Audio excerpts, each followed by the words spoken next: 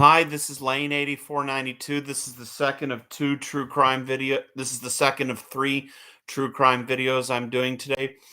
This one is up in the state of South Carolina death row inmate Stephen Corey Bryant. You see, Stephen Corey Bryant was a spree killer who terrorized the counties of Sumter and Richland, South Carolina. You see, when Stephen Corey Bryant went on his killing spree, apparently he stole a 40 caliber Smith & Wesson handgun, and he noticed a 56-year-old man named Clinton Brown fishing, to where he apparently shot Clinton Brown in the back. But fortunately, by the grace of God, 56-year-old Clinton Brown survived after he went to the hospital to seek treatment. But then on October 9th, Stephen Corey Bryant went out with his friend and colleague, 36-year-old Clifton Dail Gainey, to buy beer. And according to sources, they shared a close friendship. And on that day itself, Stephen Corey Bryant used the gun to fatally shoot 36-year-old Clifton Dail Gainey, and then left his body behind a rural road. After the shooting, Bryant headed to Gainey's rented mobile home and stole electronics and an aquarium from the trailer, and then Bryant set the home on fire. At the time of his death, Gainey was survived by his two sons, mother, and a brother. Then on October 11th of 2004, Stephen Corey Bryant entered the home of 62-year-old Willard Tietjen, who was shot 9 times by Stephen Corey Bryant.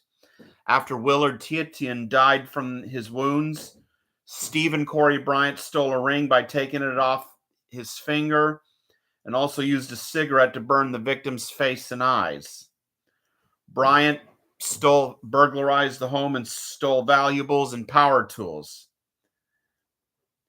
And while ransacking the house, Willard Tietjen's wife and daughter called the victim, and Bryant picked up the phone saying that the victim's blood, saying that Willard Tietjen was already dead.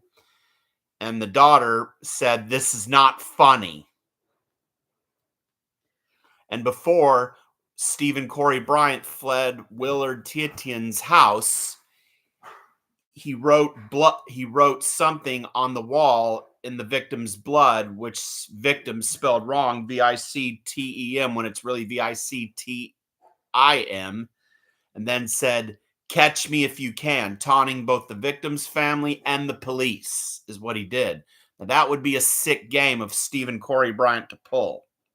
See, Willard Tietjen was a retired sergeant in the United States Air Force.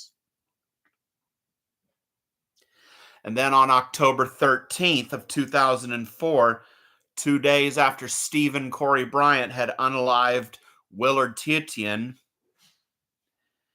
at a local convenience store, Stephen Corey Bryant encountered 35-year-old Christopher Earl Burgess. After the pair left the store, Stephen Corey Bryant fatally shot 35-year-old Christopher Earl Burgess. And then less than 2 hours after Stephen Corey Bryant took off, a hunter discovered Christopher Earl Burgess's body lying on a roadbed in a rural area. An investigation would eventually lead to the arrest of Stephen Corey Bryant. He was only tried and convicted and sentenced to death for the murder of Willard Tietjen. For the rest of the murders and other crimes, he received multiple life sentences. And while on death row, Stephen Corey Bryant apparently assaulted a corrections officer to where he almost died, but thankfully, by the grace of God, he survived. That resulted in an additional charge and conviction, and in addition to Stephen Corey Bryant's sentence. Stephen Corey Bryant is set for execution on November 14th, this Friday, and he has chosen the firing squad. This will be the 6th execution by firing squad in the United States. and the third in South Carolina this year. 3 executions have been carried out by firing squad in Utah of Gary Mark Gilmore in 1977, John Albert Taylor in 1996, and Ronnie Lee Gardner in 2010. And this year, 2 prisoners were executed by firing squad in South Carolina, Brad Keith Sigmund and McCall Dean Motti. And this will be the 50th execution in South Carolina since they reinstated the death penalty. This is Lane 8492. I have an associate's, bachelor's, and master's degree in criminal justice. Hope you enjoy this video and let me know what you think. Thanks.